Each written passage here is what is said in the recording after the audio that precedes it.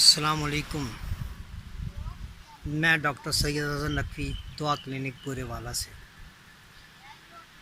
इस वक्त मैं बाबा सदरुद्दीन के डेरे पे आया हुआ हूँ। भरपूर आम लगे हुए हैं, आमों का सीज़न है और आमों से दरख्त भरे पड़े हैं। और मेरी ज़िंदगी का पहला तजर्बा है कि पका हुआ आम दरख्त से तोड़कर खा रहा हूँ।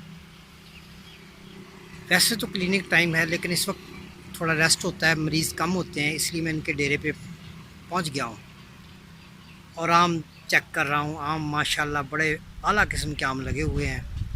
दुसहरी है, अनवर डिटोल है और बहुत सी किस्मों के आम लगे हुए हैं।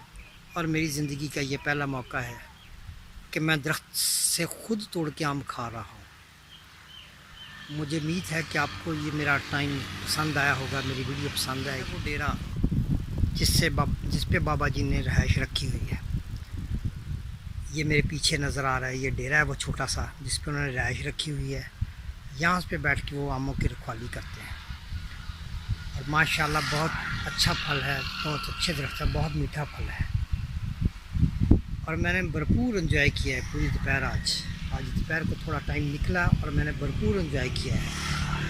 ये 329 से थोड़ा आगे 327 के बिल्कुल बराबर ये डेरा है जहाँ पे आम लगे हुए हैं। मुझे उम्मीद है कि आपको मेरी वीडियो पसंद आएगी।